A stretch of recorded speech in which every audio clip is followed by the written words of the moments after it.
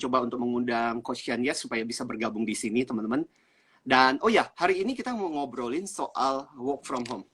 Oh, Tuh. akhirnya, akhirnya Yes. Pak Tony, Selamat akhirnya. datang, Coach. Iya, Ya, iya, akhirnya bisanya munculnya di sini. iya. Oke, Terima kasih. Saya sebelum ke Pak Tony, saya sapa dulu teman-teman dan sahabat silakan. profesional. Yes. Eh, Teman-teman Instagram dan sahabat profesional di seluruh Indonesia. Siang hari ini adalah siang yang sangat luar biasa, di mana saya bisa live Instagram bersama Master Trainer Antonio Dio Martin. Waktu yang sangat berharga dari Pak Antonio Dio Martin, biasanya sangat ketat sekali ya di seluruh Indonesia, bahkan sering training di Freeport, Papua, ya luar biasa sekali. Nah, terima kasih Pak Antoni yang sudah memberikan kesempatan dan berkenan untuk bisa IG Live bersama. Yes. Siang hari ini judul untuk pembahasan bersama Pak Antoni adalah Work from Home with EQ. Nah, ini sangat luar biasa nih Pak. Biasanya kalau cerita tentang emotional quotient, emotional intelligence, biasanya adalah kita bisa melihat mimik wajah atau ketemu langsung, ya, betul, antara teman, antara kelompok, supaya kita bisa membaca bahasa tubuh, kemudian bisa membaca kata-kata yang disampaikan, dan ini sekarang kita dipaksa untuk work from home. Nah, ini saya kepengen diskusi banyak ini. Pak Antonio Dio Martin sebagai master trainer, kita sudah tahu one of the best Indonesia, sudah menulis 15 buku bestseller Gramedia, dan saat ini juga live di Smart FM sudah di atas 10 tahun. Dan pengalaman bersama Bapak, saya sangat satu ilmu yang saya simpan sampai sekarang, Pak, mengenai how to handle emotion. Itu adalah the 6 second, Pak, start, ya kan? Begitu kita emosi, stop for 6 second, kemudian take a deep breath, kemudian access positive memory, baru kita memberikan respon, dan itu sangat fantastik, Pak. Wow. Sangat luar biasa sekali dari Pak Antonio. Nah, Pak Antonio, sekarang beberapa kota besar di Indonesia itu terjadi PSBB, dan kemudian secara tidak langsung pandemi krisis ini memaksa, sebenarnya pandemik ini adalah apakah perusahaan dan individu siap untuk change atau tidak. Nah, pandemik ini adalah, krisis ini adalah, saya definisikan adalah perubahan yang dipercepat, yang seyogianya 3-5 tahun, tapi dipercepat menjadi 1-2 bulan. Nah, siapa yang bisa bertahan, ini akan menjadi sesuatu yang luar biasa. Nah, Pak Antoni, as a master trainer yang sangat luar biasa, kita kepingin sharing dengan Pak Antoni mengenai apakah emotional quotient ini bagaimana menerapkan di rumah, work from home, karena kebanyakan waktu kita ini bertemu atau melihat komputer, Pak. Bahasa tubuh, kita kesulitan membaca bahasa tubuh, kita kesulitan membaca gerak-gerak tubuh yang biasanya itu adalah signal sebuah komunikasi yang efektif. Pak Antoni, bagaimana Pak Antoni mengenai hal ini? Teman-teman semua, thank you. Beliau adalah Coach Yanyet. Buat teman-teman yang saya juga ingin memperkenalkan Coach Yanyet, salah satu coach yang sangat produktif, sangat kreatif, dan ide-idenya juga brilian. Pada kesempatan siang hari ini, kehormatan kita yang luar biasa, bisa bertemu dengan beliau, dan bisa ngobrol dengan beliau, dan semoga juga obrolan ini bisa menjadi sesuatu yang berharga buat teman-teman, terutama seperti tadi dikatakan oleh Coach Yanyet tadi, bahwa problem kita terbesar sekarang ini adalah di rumah. Dan buat teman-teman dan rekan-rekan semua, saat ini sebenarnya kita punya 6 tantangan nih yang saya mau ceritakan. 6 tantangan kita work from home. Apa itu? Pertama-tama tadi, yang pertama paling gampang adalah tantangan untuk mengelola waktu. Time challenge, itu yang pertama. Gimana kalau pada waktu ketika kita bekerja di kantor, itu kan coach ya, waktunya jelas. Sekarang udah jam 6 mesti bangun pagi nih, karena jam 8 kantor udah mulai. Sekarang lu di rumah. Ya, mau tidur sampai jam berapapun, kadang-kadang ya tergantung kantor yang ada, yang kantor yang mencoba untuk tetap melakukan pengawasan, harus tetap ketemu melalui Zoom, dan itu bentuk seluruh pengawasan. Tapi buat yang enggak, akan susah sekali bagaimana caranya kita bisa mengelola waktu. So the first things adalah tantangan kita untuk mengelola waktu. Itu yang pertama. Tantangan yang kedua adalah tantangan kita untuk tetap proaktif. Karena kalau di kantor ada bos yang keliling-keliling, kamu udah sampai di mana? Kerjanya udah sampai di mana? Now you are mostly you own boss karena kamu berada di rumah. Gimana caranya tetap proaktif? Tetap ngomong, Pak Bos, ini saya mau ngobrol nih, meskipun melalui WA atau melalui misalnya contoh fasilitas Zoom. Saya udah selesai dengan pekerjaan, apa yang bisa dikerjakan dan sebagainya. Bagaimana cara tetap aktif? Kan dalam situasi seperti sekarang ini, customer kita mungkin interaksinya berkurang atau malah ada beberapa yang customernya betul-betul jadi berkurang. Bagaimana caranya kita tetap proaktif? Itu tantangan kita yang kedua, Coach. Tantangan yang ketiga adalah tantangan bagaimana caranya kita fokus. Apalagi di rumah. Tiba-tiba lagi kerja, nih. Ayah. Tiba-tiba sekadang-kadang, bunda. So, bagaimana caranya lu bisa tetap fokus, tetap bisa memberikan perhatian. That would be the third challenge. Ya, tantangan yang ketiga. Tantangan yang keempat, teman-teman, adalah tantangan bagaimana caranya meskipun kita ini kan sendirian. Kita nggak melihat teman-teman yang lain, kita tidak bersama dengan tantangan teman-teman yang lain. Dan buat beberapa orang, apalagi yang tipenya ekstrovert, yang biasanya gaul, ketemu, dan sebagainya, itu bisa jadi sesuatu yang sangat bikin stres dan depresif. Ya, kan nggak ketemu siapa-siapa, apalagi kalau di apartemen sendirian. Dan ada beberapa teman-teman saya yang memutuskan tidak pulang kampung. Jadi karena dia harus bekerja di Jakarta, gara-gara PSBB ini, mau nggak mau tetap harus berada di apartemen sendirian. Kebayang nggak sih gimana rasanya? Dan saya sempat bertanya juga sih kepada beberapa teman-teman, beberapa leaders ini, saya bilang, lu nggak balik, lu nggak pulang. Ya enggak lah, Coach Anthony, kayaknya lebih baik saya tetap berada di Jakarta, takut satu nularin mereka, yang kedua kan tetap mesti ada koordinasi, dan karena kalau di Jakarta karena posisinya cukup tinggi dan harus koordinasi, kalau di Jakarta itu kan jauh lebih gampang. So tetap stay. Nah, itu tantangan kita keempat. Tantangan kita gimana caranya merasa meskipun kita seperti kayak isolasi, tidak berhubungan, tidak connect, tapi masih tetap kita memampukan diri kita sebenarnya masih bisa, bahwa kita masih bekerja bagian dari satu tim. So don't feel that you are lonely. Tantangan nomor 5 adalah tantangan untuk membuat prioritas. Nah, ini juga susah. Bagaimana caranya kita bisa menentukan, aku harus prioritas apa ya? Apa yang harus gue kerjain? Nah, problem terbesar adalah dalam situasi seperti ini kita bisa kehilangan prioritas.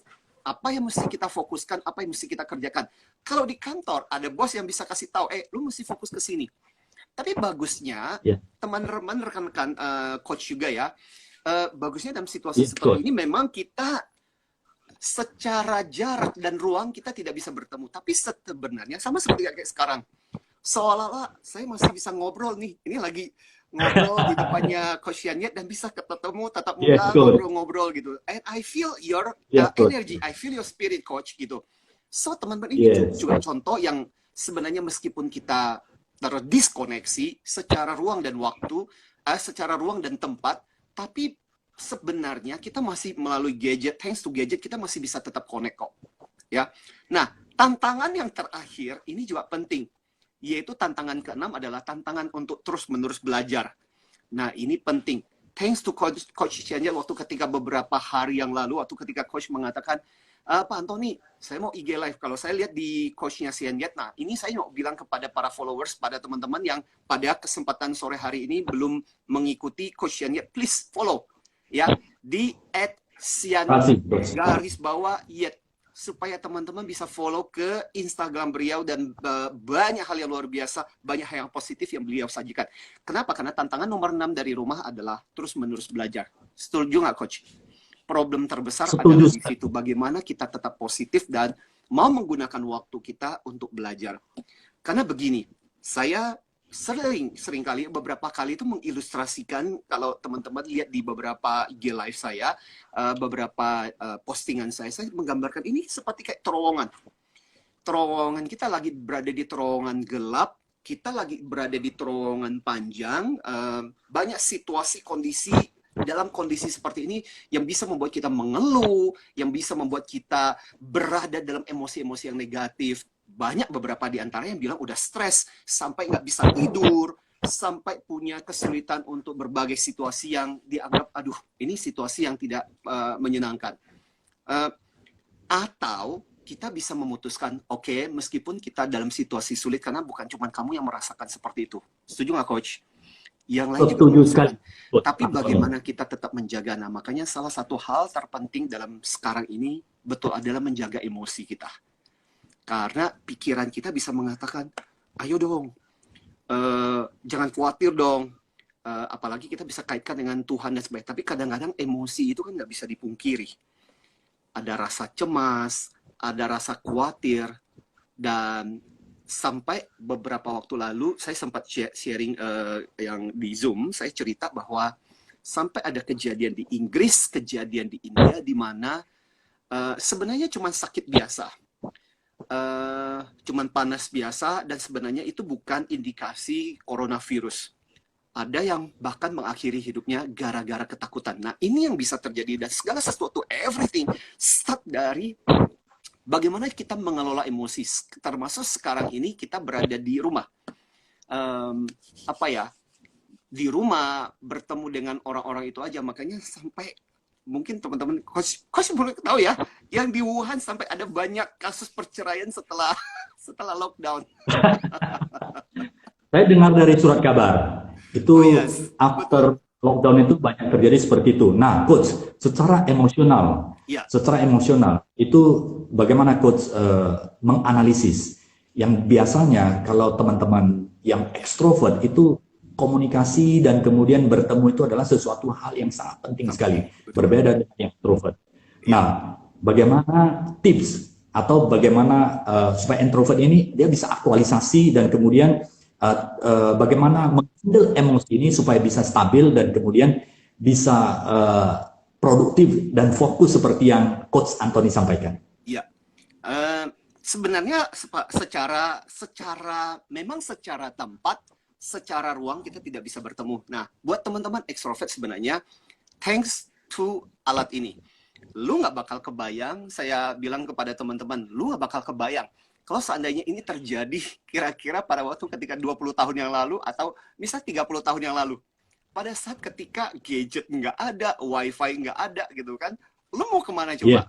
Tapi thanks to situasi sekarang, meskipun mungkin secara tempat, secara ruangan kita tidak diizinkan bertemu, tapi karena adanya IG, adanya berbagai gadget seperti ini, masih memungkinkan kita untuk bisa merasakan energi.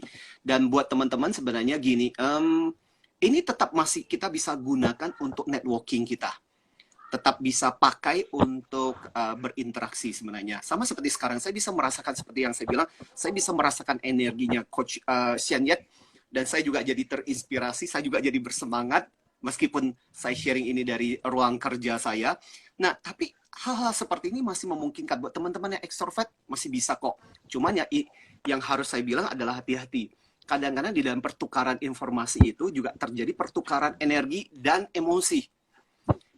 Di antara teman-teman kita itu, kita juga harus bisa mengidentifikasi. Ada juga loh orang-orang yang negatif, orang-orang yang menghidupi perasaan-perasaan yang tidak menyenangkan, dan itu kadang-kadang bisa jadi kendala. Setuju nggak, Coach? Dan problemnya adalah ketika gini, problemnya dengan di dalam ilmu tentang kecerdasan emosi, kita mengatakan begini, ada yang namanya vibrasi emosi, teman-teman. Vibrasi emosi itu apa? Vibrasi emosi itu mengatakan begini, pada saat ketika kita merasakan energi kita, emosi yang kita rasakan melalui energi itu nular. Makanya gini, sampai gini, Coach dan beberapa teman-teman mungkin ada yang merasakan, dan kebetulan saya nggak pelihara binatang-binatang gitu. Tapi ada beberapa yang sampai cerita, Pak Anthony bener loh Pak, saya pada waktu ketika kebetulan dia cerita di rumahnya pelihara banyak kucing. Jadi kalau saya pulang ke rumah, pada saya lagi sebel, itu kucing cenderung menjauh. Tapi pada saat ketika saya sampai di rumah, lagi happy, lagi senang, itu kucing cenderung mendekat. Pak, itu yang disebut dengan vibrasi bukan? Dan saya kadang-kadang saya bercanda, saya bilang, aduh Bu, mohon maaf ya Bu, saya nggak pelihara apa-apa, pelihara 2 anak aja di rumah udah susah gitu.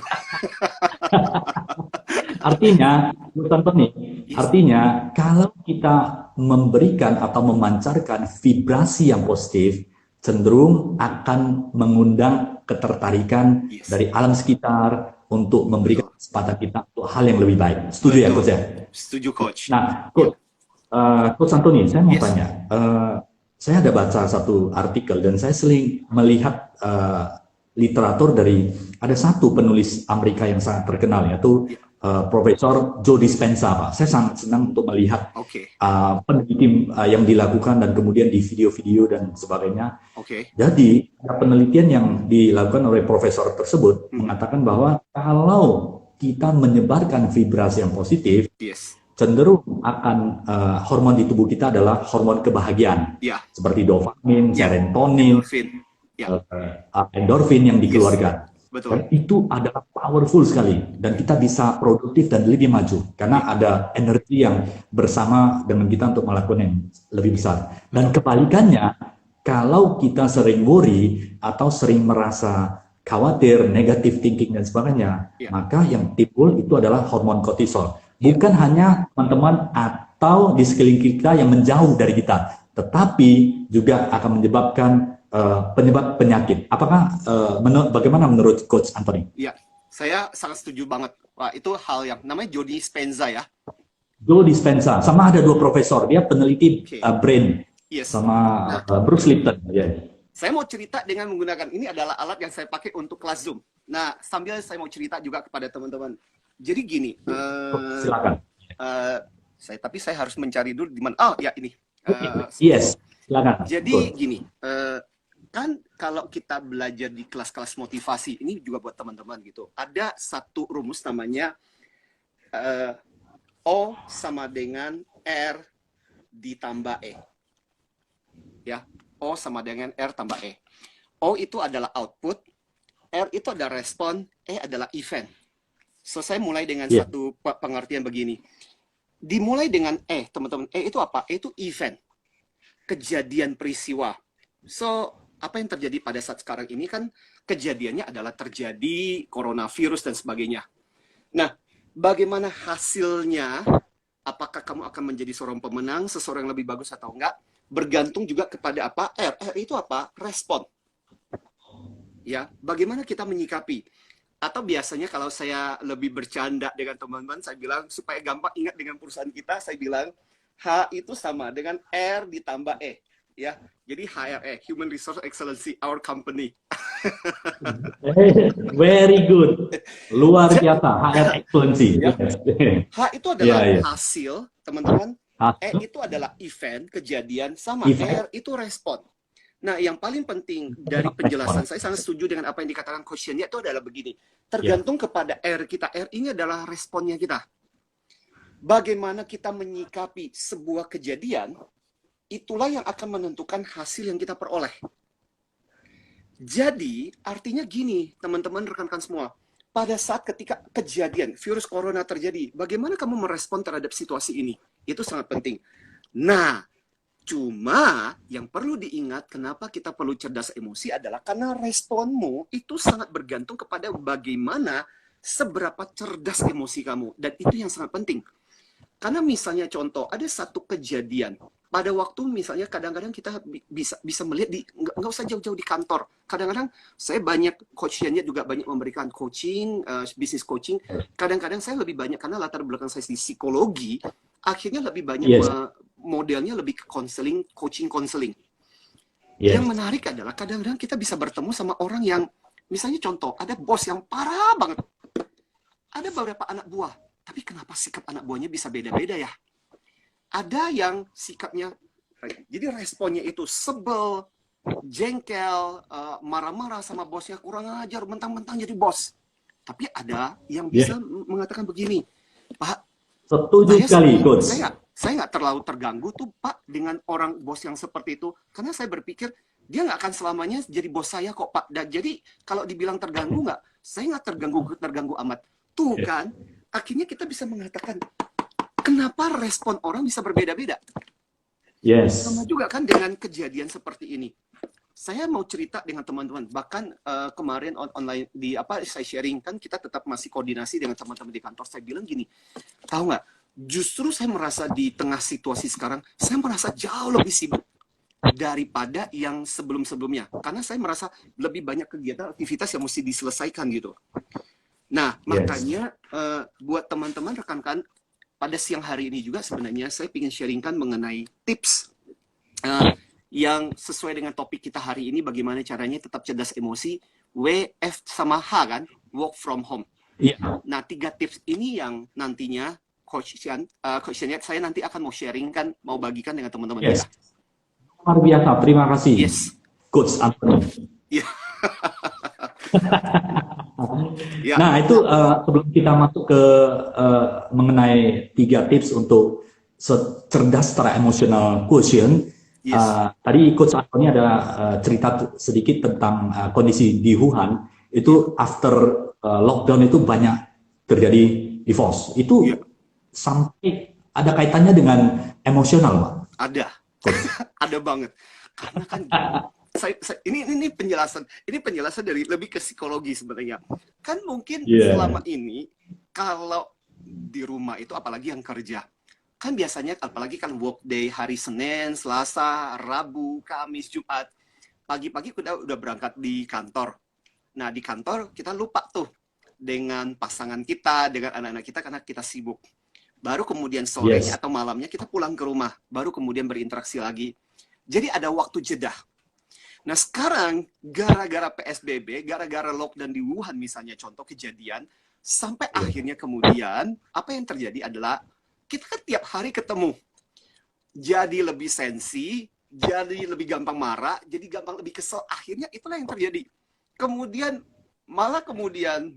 karena kan mau gak mau interaksi lebih banyak, dan itu yang kemudian ternyata memicu sifat-sifat buruknya lebih tampak, lebih kelihatan, dan itu menjadi penyebab kenapa orang berpisah. Bahkan saya punya keponakan yang berada di Jepang, sampai Jepang memberlakukan di beberapa kota memberlakukan gini. Jadi sampai disewakan apartemen hotel buat pasangan untuk pindah sementara. Jadi supaya nggak terus menerus. Iya dong. Daripada resikonya cerai, daripada resikonya bubar, ya sudah, untuk sementara lu bubar, lu tinggal aja di sana, dan itu khusus diperuntukkan untuk pisah sementara, dan itu disewakan dengan harga sangat murah banget. Ya, daripada tingkat perceraian kemudian menjadi tinggi. Jadi ini untuk mengantisipasi apa yang terjadi di Wuhan. To me, this is very interesting. Tapi itulah tantangan. Tapi sebenarnya justru coach dan juga teman-teman yang mungkin teman-teman rasakan yang menjadi tantangan terbesar kita kerja di rumah adalah apa? Sekarang jadi blur. Waktumu jadi 24 jam kalau bicara tentang kerja. Karena kalau di kantor kita masih bisa membedakan, kan? Yes, setuju sekali. Betul. Kalau kita tahu jam 8 sampai jam 5 paling nggak ya kurang lebih lah, atau misalnya di tempat kita itu jam 8.30 sampai jam 5.30 kamu bekerja, kamu tahu itu adalah jam kerja. Sekarang semua di switch dan dipindahkan ke rumahmu. Rumah menjadi tempat kerjamu, dan itu 24 jam. Dan kadang-kadang jadi nggak jelas waktu terbolak-balik, dan itu kadang-kadang itu menjadi salah satu kendala tersendiri sebenarnya ketika work from home terjadi. Tapi sebenarnya kalau bicara mengenai situasi work from home ini kan situasi yang dirasakan oleh teman-teman kita yang bekerja profesional. Buat teman-teman para pebisnis, dari dulu-dulu mah udah terbiasa yang namanya work from home gitu. Iya kan, coach pasti ngerasain ketika ya udah terbiasa di rumah dan sebagainya. Kita mah buat sesuatu yang aneh lagi gitu. Iya, setuju, coach. Nah, coach, itu mungkin ya ini impact negatif dari lockdown kan yang terjadi di Wuhan. Itu kita lihat bahwa angka divorce itu semakin meningkat seperti itu. Nah, so tips untuk supaya bisa kendalikan emosional, supaya harmonis di rumah itu dapat terjaga dan dijaga sedemikian baik sehingga walaupun sementara pandemik ini kita work from home, tapi secara emosional dan secara hubungan itu dapat baik. Tips sederhana sebelum Coach Anthony masuk kepada 3 tips bagaimana kita bisa fokus dan kemudian bagaimana kita bisa produktif untuk menghadapi pandemik ini. Ya, sebenarnya yang terpikirkan oleh saya sebenarnya yang paling penting mungkin buat teman-teman profesional yang nggak terbiasa work from home itu adalah pertama-tama mengatur ulang tempat sih sebenarnya. Kalau di rumah memungkinkan buat kita untuk mengatur ulang, jadi sediakan, ini adalah sebenarnya ide, kalau di psikologi ada satu ilmu namanya ergonomi, ilmu human factor. Nah, kita bisa mengkondisikan tempat di mana pokoknya disitulah saya akan stay, saya akan lebih fokus kalau melakukan pekerjaan saya. Jadi seolah-olah kita membuat satu space untuk tempat kerja buat kita. Ya. Nah, dalam hal ini supaya interaksi bisa tetap terjadi, makanya termasuk salah satu tips kita nanti adalah bicara mengenai menciptakan sebuah rutinitas.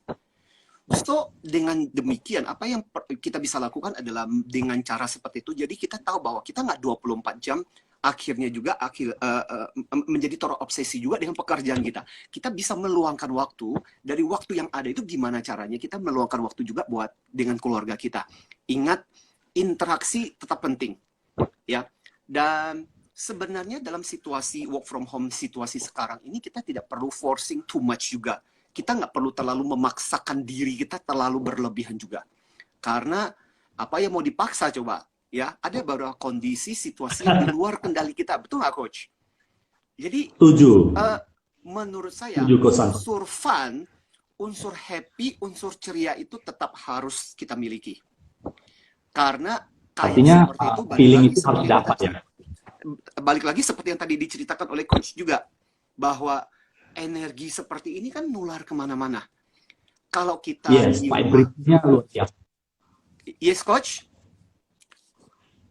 Enggak, vibrasi energi yang di-sharing, apalagi bersama Coach ini, betul, kita bisa memberikan vibrasi yang positif itu luar biasa. Ya, sehingga meringankan beban pikiran dan akhirnya feeling menjadi bagus. Betul.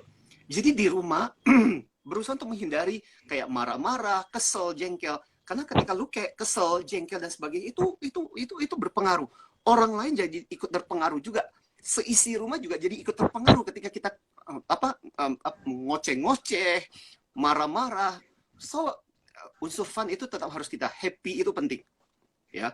Nah, itu sebabnya gini, teman-teman rekan-rekan, pada kesempatan ini saya mau sharingkan tipsnya yang saya judul WF sama H. Ya. So, what is WF sama H? Dimulai dengan huruf W. W itu adalah work with daily routine. Jadi, work with daily routine itu artinya adalah tetap bekerja dengan sebuah rutinitas yang jelas.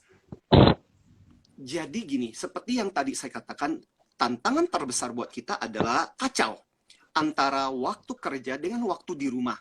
Dan itu bisa membahayakan. Akhirnya malah di rumah, meskipun sudah PSBB, tetap aja kamu sibuk, malah kerjaanmu jadi 24 jam, karena jadi nggak jelas. So, mesti ciptakan daily routine. Dan ini penting juga, karena beberapa teman-teman yang HR ngeluh juga. Ngeluhnya gini, Coach. Ngeluhnya adalah, jam 11 di telepon dan sebagainya itu suruh Zoom, itu masih Zoom dengan mata, masih, iya Bu, ada apa Bu? Habis bangun tidur. Ini adalah tantangan rekrutmen SDM saat ini. Ya. Bahkan banyak sekali perusahaan yang menghadapi masalah ini. That's why itu ada, saya nggak tahu apakah digunakan juga atau menjadi populer, itu ada sebuah strategi namanya AVP, Employee Value Proposition. Nah, itu bagaimana rekrut itu sehingga bukan ketertarikan SDM masuk ke perusahaan itu adalah berdasarkan prestis atau sebuah brand daripada sebuah perusahaan, sehingga mereka attract. Dan sebelum PSBB tingkat kesulitan sangat tinggi, apalagi saat ini, Coach. Itu kasih tips sedikit bagaimana supaya apakah yang tidak on time dan kemudian para SDM yang ingin direkrut itu tidak konsisten, apakah ini sebuah faktor penilaian untuk mereka atau bagaimana, Coach? Ya, betul. Makanya sangat penting sekarang ini, betul. Dan thanks to teman-teman milenial sebenarnya. Teman-teman milenial ini mungkin dulu itu kita masih melihat masih melihat latar belakang, sekolahnya dari mana, pendidikannya dari mana. Tapi dengan berjalannya waktu, para rekruter banyak milenial yang di perusahaan-perusahaan lebih cerdas sekarang. Sekarang malah lihatnya IG status Anda, Facebook Anda, makanya hati-hati tuh. Saya selalu bilang kepada teman-teman kita di HR sekarang ini biasanya kalau habis rekrutmen, salah satu yang minta, punya sosmed nggak? Boleh nggak? Punya IG nggak? Punya LinkedIn nggak? Punya ini, boleh minta account-nya dong supaya kita bisa tahu dan kita akan men-search coba di situ. Makanya sangat penting karakter kita sebenarnya ditentukan dari status dan posting kita. Makanya saya sering kali bilang kepada teman-teman, please jangan sembarangan posting, apalagi hal yang sebenarnya nggak penting banget gitu. Ya, lagi marah sama anak, lagi kesel, semua dipostingkan di situ. It's not your diary. Ya, itu bukan diari hidupmu. Jadi jangan posting sembarangan. Itu juga dari situ sebenarnya, seperti tadi dikatakan coach tadi, dari situ sebenarnya kita bisa menilai karakter orang seperti apa sebenarnya. Ya. Yes. Nah, so back to tentang daily routine, walk with daily routine. Teman-teman, kita yang profesional, karyawan kadang-kadang harus merasa malu dengan adik-adik kita. Mereka yang learn from home itu aja, kadang-kadang school from home itu aja, kadang-kadang hampir saya itu jadi ini jadi bapak rumah tangga sekaligus jadi pengajar karena saya memang terlibat dengan pengajaran anak-anak saya. Luar biasa. Iya. But I love teaching them. Saya senang ngajarin anak-anak saya. Ya. Jadi mereka itu hampir setiap hari mereka punya jadwal. Jelas apa yang harus dilakukan. Jam 8 itu udah harus mulai standby, harus melakukan aktivitas apa dan sebagainya. Dan saya bilang, itu anak-anak aja bisa mendisiplinkan seperti itu. Nah, kita yang profesional harusnya belajar untuk mendisiplinkan. Misalnya contoh, kita bikin jadwal buat kita sendiri. Jam 8, pokoknya saya sudah harus mulai standby, saya harus melakukan kegiatan apa, aktivitas apa. Dan itu menciptakan daily routine. Karena ini jadi tantangan. Kalau kita di psikologi, kita selalu mengatakan, when everything mencapai 21 hari, itu akan menjadi kebiasaan. Jadi kalau kita terbiasa dengan malas, pada saat ini selesai, yang terjadi adalah otot malas gitu. Makanya sangat penting buat kita untuk terus-menerus menciptakan daily routine, bikin jadwal, mau ngapain. Dan saya selalu bilang kepada teman-teman, bikin jadwal. Kalau saya selalu bikin jadwal mingguan. Ngapain sih, apa yang harus saya lakukan? Itu membuat diri kita tetap punya sebuah aturan yang jelas. Bagaimana caranya kita punya jadwal teratur di mana apa yang harus kita lakukan. Jadi betul-betul menciptakan sebuah daily routine.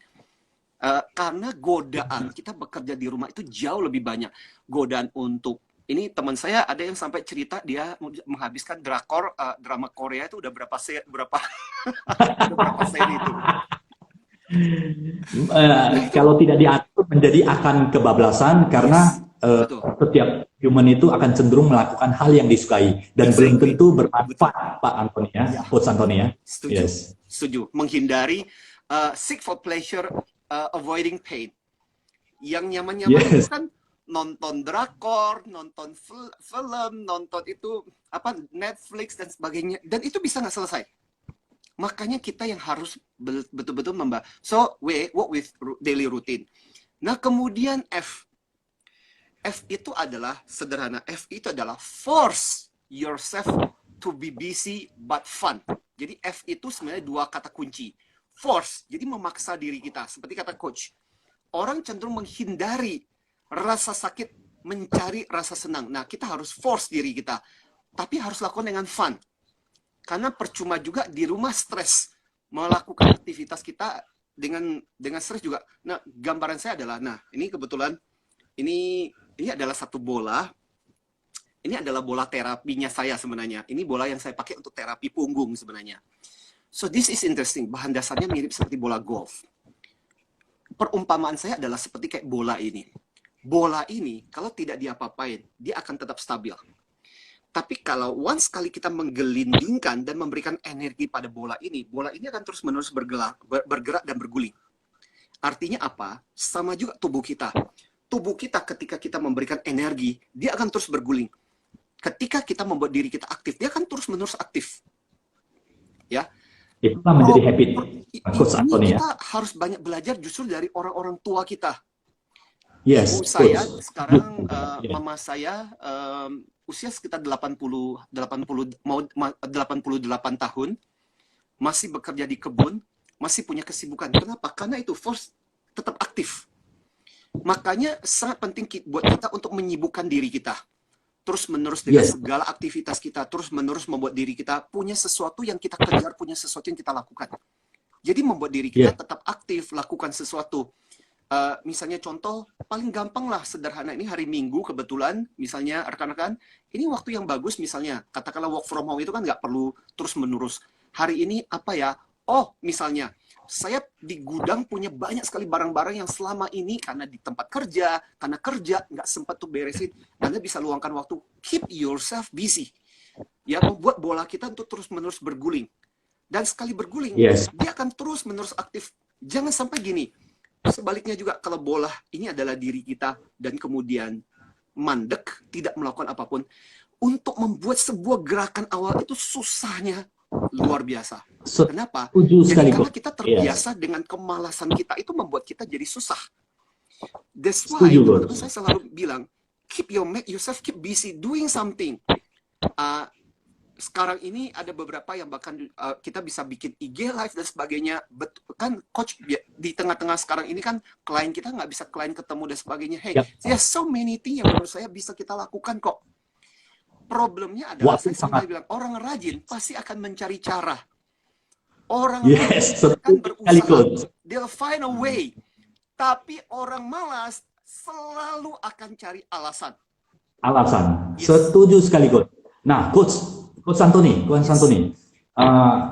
supaya bisa memberikan vibrasi yang positif, supaya kalau yang sudah memiliki mindset yang positif, tentunya dia akan seperti bola golf itu akan dikelilingi terus-menerus untuk lakukan hal yang bagus seperti saran Pak Antoni. Namun tidak semua ada memiliki pemikiran seperti itu. So, bagaimana men-trigger supaya walaupun work from home itu SDM, staff, walaupun businessman dan sebagainya itu seperti ada trigger untuk doing the best, doing the positive supaya untuk mencapai hasil yang lebih baik. Oke. Tipsnya bagaimana, Coach? Oke. Nah, untuk tips menjawab pertanyaan itu, sebenarnya saya merasa itu ada hubungannya dengan huruf H kita. Huruf H kita ini adalah have goal and vision. Have goal and vision. Jadi punya tujuan dan punya visi. Tahu nggak, Coach? Waktu ketika kejadian ini, saya punya buku dan ini adalah bagian dari diary. Saya udah langsung menetapkan. Kira-kira kalau misalnya coronavirus ini kan kita berharap yang terbaik, bersiap untuk yang terburuk. Prepare, expect for the best, prepare for the worst. Harapan terbaik adalah mungkin sekitar Oktober, November selesai, kata Bill Gates katanya. Nah, dalam jangka waktu itu, apa sih yang saya ingin capai? Apa sih yang saya ingin lakukan? Nah, kalau lebih panjang lagi, apa? Jadi harus punya goal. Teman-teman saya bilang rekan-rekan, itu kan pelajaran yang kita bisa petik dari mereka para sales. Ya, kemarin saya sempat sharing di IG Live juga tentang sales. Saya bilang, satu hal yang luar biasa, seorang sales yang bagus waktu ketika dia bangun tidur, waktu ketika bangun tidur, dia udah tahu, hari ini gue mesti ngapain sih? Apa yang harus saya kerjakan? Dan itu membuat mereka tetap punya vibrasi yang positif, energi yang positif. Dan itu membuat mereka momentum mereka bergerak. Karena, hari ini aku mau capai ini, hari ini yang mau kuwujudkan. Nah, kalau kita bicara goal itu kan masih jangka pendek, tapi juga punya visi. Dan saya mau teman-teman, dan thanks to Coach Ian Head yang sebenarnya menginitiate IG Live ini. Karena kalau enggak, ini enggak akan terjadi juga kan. So thanks so much. Tapi intinya saya mau bilang kepada teman-teman adalah, yuk sama-sama setelah keluar dari terowongan hitam ini, kita menjadi salah satu yang pemenang. Kenapa? Karena kita punya visi. Visi kita adalah, setelah coronavirus ini, saya akan menjadi lebih baik, saya akan menjadi luar biasa. Dan saya merasa gini, saya merasa beberapa diet saya malah jadi jalan loh, Coach. Karena, luar biasa. Teman-teman gini, saya mau jujur aja cerita. Betapa susahnya buat seorang trainer untuk menjaga diet secara baik. Karena apa? Satu, ketemu sama klien. Tiba-tiba makan. Makanya seriously. Makanya enak. Kalau di ruang training kan Coach lihat ya, jam 10 makan snack. Jam 12 coffee break. Sampai jam 1. Jam 3, jam setengah 4 itu udah snack lagi. Malam makan lagi. Rutin. Makanya nggak heran sebenarnya kebiasaan ada. Salah satu kecenderungan adalah kemudian diet nggak terkendali. Mau Yes. diet, mau bilang diet, nggak enak. Lah itu ketemu sama direktur, masa dia makan, kadang-kadang kita mau nggak mau akhirnya kemudian diet kita jadi Yes. berantakan gara-gara hal seperti itu. Itu godaan banyak. Untuk menjaga. Tapi sekarang di rumah, hey, you can control, mostly you can control your own diet. Saya merasa jadi lebih bisa Oke. diet sekarang ini daripada pada waktu ketika dalam kondisi aktif loh. Nah, banyak Offline hal ya. itu harusnya bisa menjadi semacam apa ya, goal, visi kita. Keluar dari situasi ini dengan lebih sehat, dengan lebih bersemangat, dengan lebih banyak pengetahuan juga. Nah, itu yang penting. Bicara mengenai pengetahuan itu. Paling nggak gini, gunakan waktu kita punya goal-goal untuk belajar, goal untuk improve skill kita yang nggak bagus. Ikuti, kalau yang rajin bikin live, IG live adalah Coach Yaniat. Makanya saya ingin mendorong teman-teman yang sekarang ini, terutama yang ada di follow di IG saya, ikuti. Karena Coach Yaniat banyak mengundang pembicara-pembicara bagus juga untuk sharing. Dan itu jadikan itu sebagai bagian dari goal Anda dong. Untuk terus-menerus Yes, belajar. terima kasih. Sehingga pada saat ketika selesai, Anda menjadi lebih pintar, bukan jadi malah lebih bodoh, lebih malas gitu. Setuju sekali Coach, setuju, Yes. luar biasa WFH. Nah, so Coach, dengan WFH kita harus memiliki have a vision and a goals and a vision. Betul. Pengukurannya seperti apa? Kita tahu bahwa untuk visi pada saat offline kita lakukan sebelum pandemi ini juga visi, goals dan banyak macam diberikan kepada level management, level middle management, dan bahkan secara detail dengan lower management. Namun ini adalah bagaimana bisa supaya inline, ada progresnya, Coach, ada progresnya. Apa yang secara emosional itu harus kita tingkatkan supaya seperti salam dari Coach Anthony, selalu antusias. Yes. And luar always biasa. antusias, karena kan bicara saya, salah satu alasan saya kenapa memilih kata antusias itu adalah Antusias, saya senang sekali. ente seoso, kurang lebih bahasa Latin, Tuhan di dalam diri kita, itu akar kata antusias. Tapi antusias sendiri punya makna kamu bersemangat tapi happy. Ada banyak orang bersemangat tapi nggak happy, ya. Itu antusias. Nah, menjawab pertanyaan itu, kebetulan teman-teman sekarang ini saya sedang mengikuti juga. Jadi ini semacam kayak panduan dari Harvard Business School untuk para alumninya. Dan yes. By the way, Pak Anthony ada sempat mengikuti course atau di Harvard, Pak? Iya, sekarang ini saya mengikuti ini. Jadi untuk para alumni.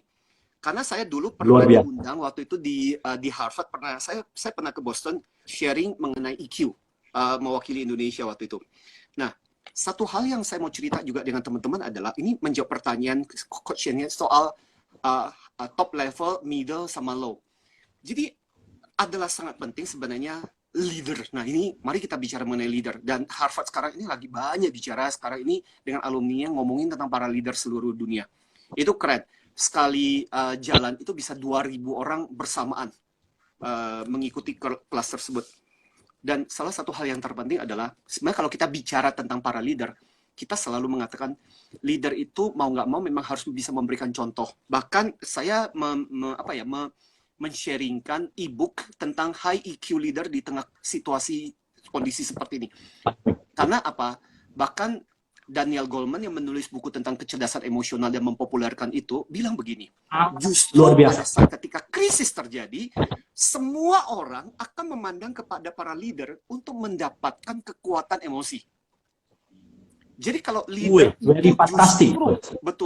justru panik, bingung, dan itu akan berpengaruh pada yang lain.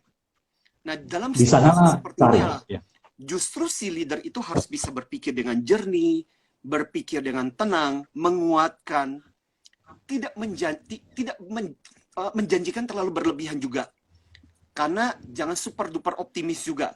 Karena dia juga harus membumi. Bisa tahu tentang situasi apa yang terjadi. Makanya gini, saya mau sharingkan satu pelajaran dari Harvard buat teman-teman pada kesempatan siang hari ini. Terima kasih. Ya. Coach Anthony. Jadi salah satu yang di-sharingkan adalah satu formula. Teman-teman, ada seorang pilot yang sangat luar biasa namanya John Boyd. Pada masa ketika Perang Korea terjadi.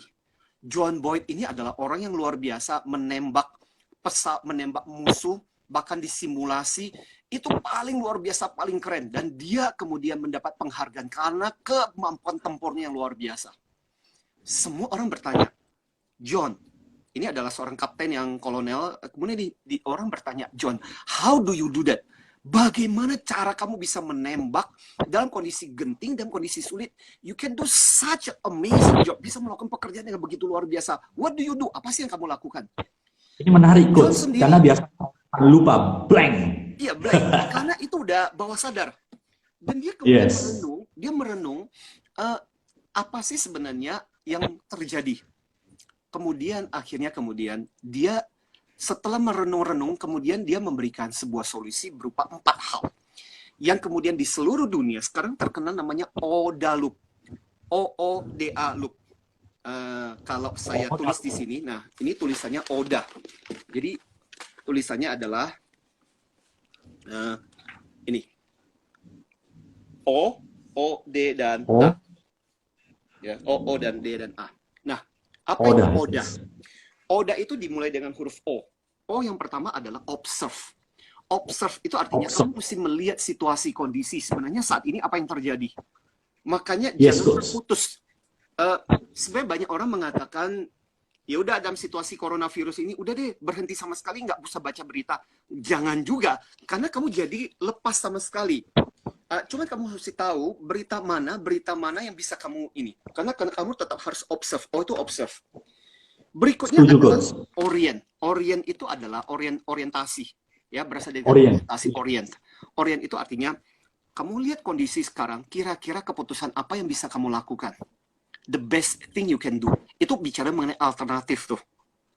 Yes, Coach. Nah, kemudian, kata si John Boyd ini, dia bilang begini, harus kemudian D itu apa? Decide.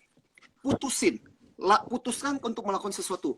Kamu belum tentu benar. Dia bilang waktu ketika saya di atas itu, waktu ketika harus bertempur dengan musuh, saya ini nyawa saya jadi taruhannya. Hitungan saya adalah per kesekian detik saya harus membuat keputusan. Tapi paling parah adalah kamu tidak bisa mengambil keputusan sama sekali, pasti kamu jadi sasaran musuh. Jadi dia bilang, kadang-kadang aku juga membuat keputusan yang konyol. Tapi kamu tetap harus belajar untuk berani membuat sebuah keputusan. Make a decision, decide. Makanya D ini adalah decide, ambil keputusan. Yes. Ya. Nah, setelah kamu memutuskan untuk melakukan itu, berikutnya adalah A. A itu apa? Act. Act itu adalah bertindak.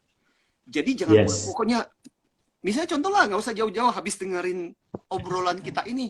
Wah, semangat. Aku mau harus membuat keputusan, besok aku harus bikin daily rutin. Iya, setuju. Habis itu besok udahlah besok lah. Jadi nggak ada act-nya, percuma juga nggak ada action-nya, nggak ada tindakan. Dan setuju. Itu salah satu yang sempat di-sharingkan di kelasnya di Harvard. Buat saya itu adalah sesuatu yang bisa saya sharingkan kepada teman-teman, dan itu bisa jadi pembelajaran. Sebagai leader di organisasi, we have to make decision. Kita bisa salah membuat keputusan, tapi lebih parah adalah kita tidak membuat keputusan, atau membuat keputusan tapi keputusannya lama banget. Itu jadi problem. Sekarang kita membutuhkan keputusan. Yes, keputusan harus diambil dan itu harus tepat supaya bisa menjadi survival untuk melangsungkan hidup perusahaan dan seluruh SDM perusahaan. Betul. Nah, Coach Anthony dari WFH, kemudian ada sharing dari Coach Anthony mengenai Harvard dan sebagainya. Nah, by the way, teman-teman ingin menanyakan atau mungkin mengenal WFH, perubahan apa yang terjadi Pak Anthony, dan apakah ada melakukan training webinar yang bisa diberikan dan diikuti oleh teman-teman yang ingin mengetahui dan belajar EQ ini dengan baik supaya momentum work from home ini dapat dimanfaatkan semaksimal mungkin. After that, kita akan ready untuk telepon lebih baik lagi. Oke. Silakan. Nah, ini adalah situasi berubah. Seperti yang saya katakan kepada teman-teman, ingat nggak? Dari ini tinggal 2 menit ya, di tempat saya tinggal 2 menit. So ini juga informasi saya kepada teman-teman. Pertanyaan menarik, karena kita cuma dikasih 1 jam. Intinya teman-teman sekalian adalah, betul, ada banyak program yang sebenarnya sekarang ini bisa diikuti. Bahkan di tempat kita ada yang free, ada yang betul-betul profesional. Profesional artinya lebih mendalam, teman-teman bisa dapat materinya. Pertama, yang free, teman-teman bisa melihat dari IG saya juga. Ya, mungkin juga bersama dengan Coach Niat juga ada beberapa informasi, tapi di kita ada yang namanya Comet. Comet itu komunitas para trainer yang sudah berlisensi internasional dan mereka dengan luar biasa men-sharingkan ilmu mereka secara free. Itu setiap Senin, Rabu, dan Jumat. Jam 4 sampai jam setengah 6. Dan Itu teman-teman itu melalui bisa masuk, yes, channel betul. atau Dan informasinya ada di IG saya, teman-teman bisa ikuti. Terus kami sendiri dari Hair Excellency, karena permintaan dari klien, akhirnya kita juga bikin yang khusus untuk para profesional, untuk karyawan, supaya seperti tadi, ketika berada di rumah masih tetap punya kesempatan untuk belajar. Makanya kita punya namanya 3 series untuk for professional and leader. Dan itu kita akan mulai minggu depan. Nah, buat teman-teman itu ada 8 kali 3, berarti ada 24 judul yang teman-teman bisa ikuti. Itu betul-betul akhirnya seperti yang saya bilang, salah satu tantangan kita di rumah adalah kita nggak bisa belajar. Mari kita jadikan waktu-waktu itu menjadi waktu yang produktif. Itu sih Coach, informasi saya. Ini informasinya ada di IG saya juga. Kita tinggal IG. 8 detik Yes. ini. Iya, teman-teman mari ikuti IG dari Pak